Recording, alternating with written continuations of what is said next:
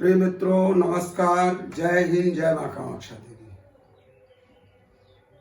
हमारे ज्योतिष शास्त्र चैनल पर आप सभी इष्ट मित्रों का हार्दिक स्वागत एवं अभिनंदन करता हूं।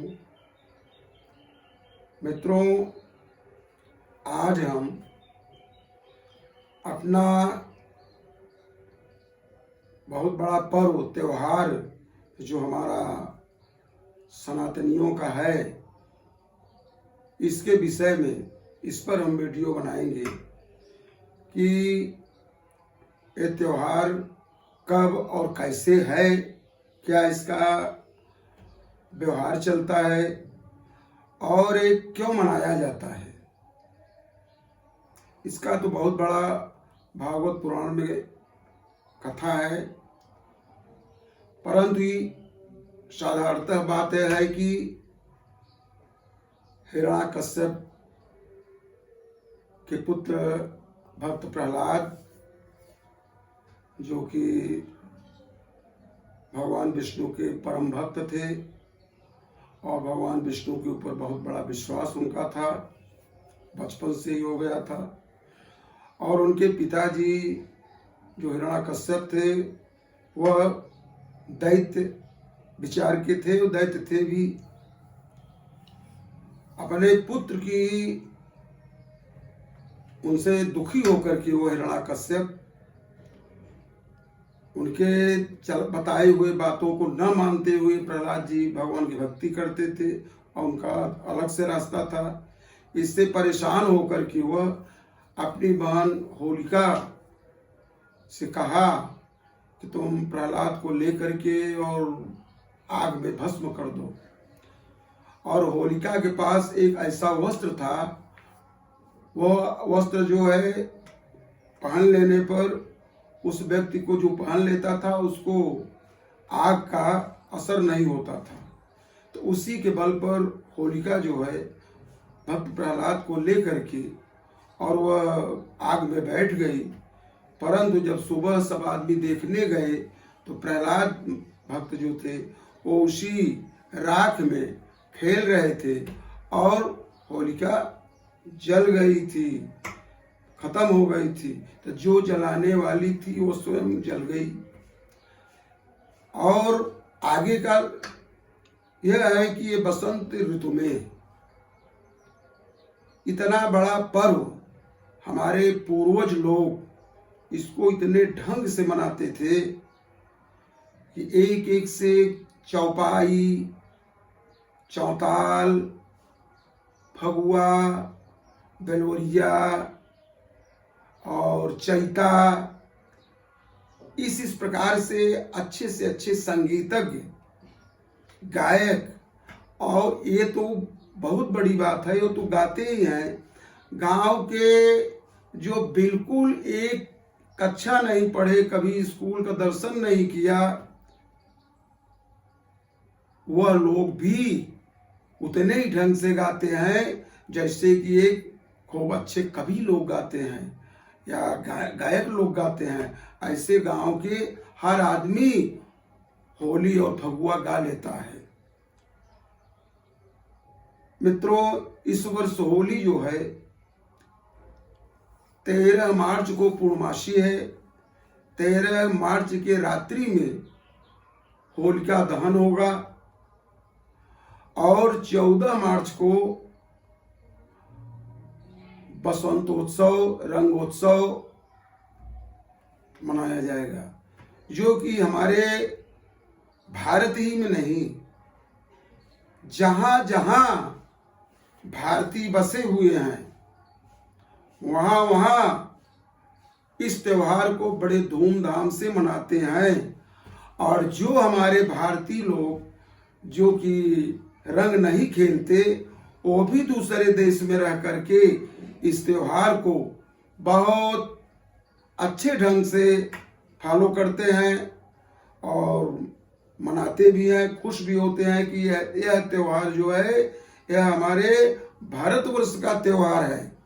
इसको सभी, इसमें चाहे सिख हो, ईसाई हो, क्रिश्चियन हो, मुसलमान हो, हिंदू हो, सभी उसी प्रकार से बौद्ध भाई हो, सब इनको मनाते हैं।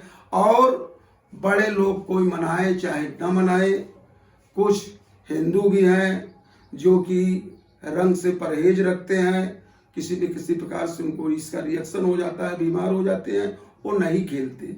या बीमार व्यक्ति हैं वो भी रंग से थोड़ा परहेज करते हैं, दमा, खांसी, बुखार ऐसा हो जाता है उनको, इसलिए वो परहेज करते हैं, वो दूर रहते हैं रंग कलर से। परंतु बच्चे तो चाहे जिसके हो, गाँव में हम तो देखते हैं अक्सर, चाहे हिंदू के हो चाहे मुसलमान के हो चाहे कोई भी हो, सब बड़े धूमधाम से मनाते हैं त्योहार को, और खूब गुजिया, पापड़, पूड़ी, कचौड़ी, जो जो चीजें बनती हैं वो बड़े प्रेम से एक दूसरे को खिलाया जाता है।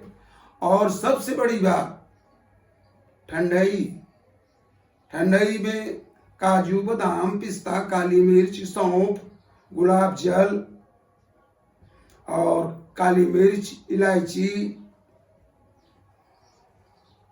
और ये जो है किशमिश, ये सारी चीजें भांग में मिलाई जाती है। भांग को धो करके उसके बीजा और लकड़ी निकाल करके और खूब पानी उसका निकाल करके निचोड़ करके तब सिल पर रख करके सिलबट्टा से उसको प्रेम से पीसा जाता है। और उसको पीस करके अलग करने के बाद फिर ठंडाई जो है उसको बनाई जाती है।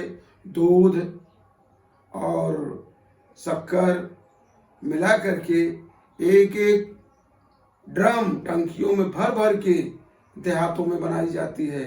और चाहे हिंदू चाहे मुसलमान कोई भी व्यक्ति, सब बच्चे पीते हैं और सब कूदते हैं, सब खेलते हैं। गांव देश में यह सब कुछ बात नहीं है कि हमको ना, जो नहीं पीते भांग, तो वो जो नहीं पीने वाले हैं वो नहीं पीते।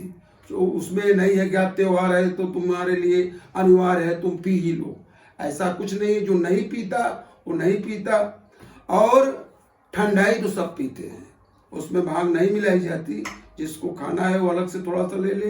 नहीं, दूध, काजू, बादाम, किशमिश, इलायची और खसखस, गुलाब जल, ये सारी चीजें मिला करके बढ़िया दूध के साथ, शक्कर के साथ इतने प्रेम के साथ पिया जाता है और आनंद आता है। और उसमें खूब गाते हैं बच्चे, सयान, बुजुर्ग आनंद लेते हैं। यह आनंद का पर्व है, मिलन का त्योहार है।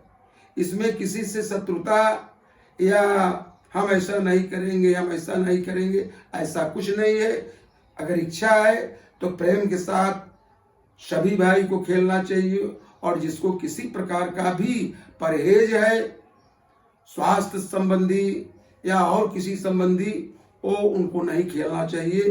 क्योंकि जीवन रहेगा तो होली बहुत खेलेंगे, जीवन ही नहीं रहेगा तो फिर क्या फायदा। इसलिए अपने स्वास्थ्य पर विशेष ध्यान देते हुए और इस त्योहार को खूब अच्छे ढंग से मनाया जाए। और सबसे बड़ी बात यह है कि इसमें कुछ भाई गलत शब्दों का या गलत संगीत का उच्चारण करते हैं, गाते हैं, जो कि हमारे बच्चे जो हैं और माताएं बहनों के सामने अच्छा नहीं लगता है। बच्चों को भी ये सब चीज सुन करके बहुत अजूबी बात लगती है कि जो व्यक्ति कभी अपने मुंह से कुछ नहीं कहा, उसके मुंह से भी ऐसी बातें निकलती हैं। इसलिए इन चीजों को बढ़िया कविता के रूप में अच्छे ढंग से पिरो। क्या एक वही शब्द हैं जो कि सबको बुरा लगे? तो इसलिए हर चीज को संजोते हुए हमारे जो बुद्धिमान और बड़े बुजुर्ग हैं, जैसे वो हमके रास्ता बताते हैं, उससे हम लोगों को उसी प्रकार से चलना चाहिए। सबसे मिलजुल करके गुजिया, पापड़, ठंडाई खूब खाना चाहिए, एक दूसरे के यहाँ जा करके खूब खिलाना चाहिए। इसमें कंजूसी नहीं करनी चाहिए, क्योंकि त्योहार एक दिन का है और बड़ा त्योहार है। इस वर्ष त्योहार ऐसा समय है, ऐसा मौसम है कि बीच में बरसात भी नहीं हुई, सर्दी भी बहुत कम हो गई है, थोड़ा बहुत रात्रि में ठंडक पड़ती है। तो इसमें भी अपने शरीर को, स्वास्थ्य को देखते हुए रात में बच्चे उठे, किसी के यहाँ चोरी न करें, किसी का सामान उठा करके होली में न डालें। वह समय अब नहीं है। पहले जो है किसी का सामान ले करके लकड़ी या उपला कुछ भी डाल देते थे, तो उस समय आदमी संतोष कर लेते थे, गन्ने की पत्ती कुछ भी। आज वो समय नहीं है। आज अगर घर में ही से ले जाओ तो घर के आदमी गुस्साने लगते हैं। इसलिए बच्चों से यही हमारा कहना है, किसी का बेटा कोई नुकसान न करो, अच्छे ढंग से अपने त्योहार को मनाओ, जिससे कि तुम्हारे घर में किसी का उलाहना न आए, तुम्हारे माँ बाप को दिमाग में टेंशन न हो, और भंग में रंग न पड़ जाए। जब भंग में रंग पड़ जाएगा तो कैसे पियोगे? कहने का मतलब इतना ही हमारे है कि जब घर में कोई डांट फटकार पड़ जाएगी तो त्योहार खराब हो जाता है, अच्छा नहीं लगता। इसलिए सभी से हमारा अनुरोध है कि जो कुछ हमारे आप लोगों के करने में कुछ कमी दिखती हो, उस व्यवहार को न करो, जिससे हमारे सभी भाई खुश रहें।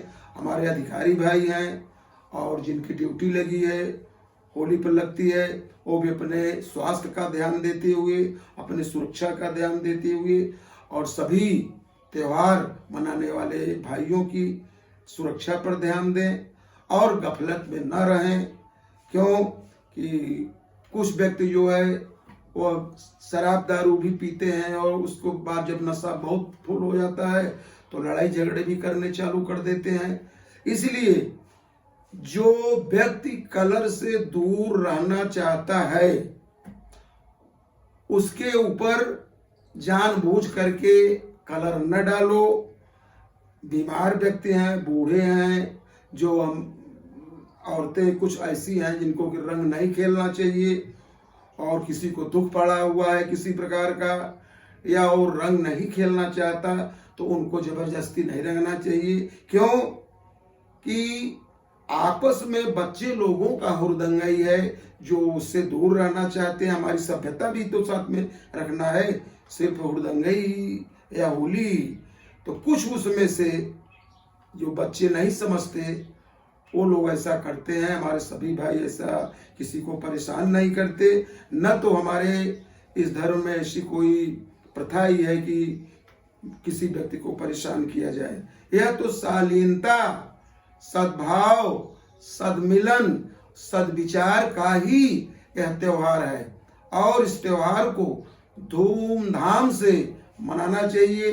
गरीबों की मदद करना चाहिए। जिस भाई के पास कलर नहीं है, उनके पास अच्छा भोजन नहीं मिल रहा है, उनको हम सबको चाहिए कि घर पर आ रहे हैं तो उनको प्रेम पूर्वक जो अपने कुछ हो रूखा सूखा उनको भी खिलाएं, उनको भी संतुष्टि दें, उनको भी लगे कि हाँ त्योहार है, और इसमें जात पात धर्म किसी चीज का भेद नहीं रखना चाहिए।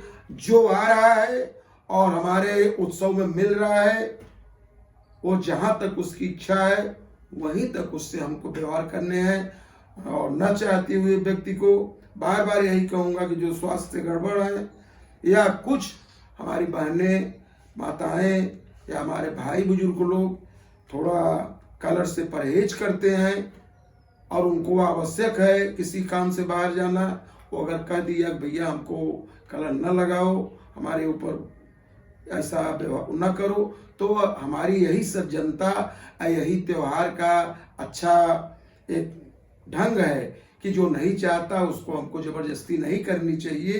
क्यों कि भोजन उसी को देना चाहिए जिसको भूख लगा हो, और जिसका पेट भरा हुआ है और एक बार खा लिया, 2 बार नहीं खाना चाहता है, तो उसको जबरदस्ती उसके मुंह में ठूसने से हमारा व्यवहार अच्छा नहीं होगा, हमें आदमी बुरा ही कहेंगे। और सनातन धर्म और सनातन आचार्य, हमारे गुरुजन, हमारे बुजुर्ग लोग, हमारा शास्त्र यही कहता है कि प्रेम सद्भावना के साथ ही त्योहार मनाया जाए। और एक बात और थोड़ा सा हम आपसे बताना चाहते हैं कि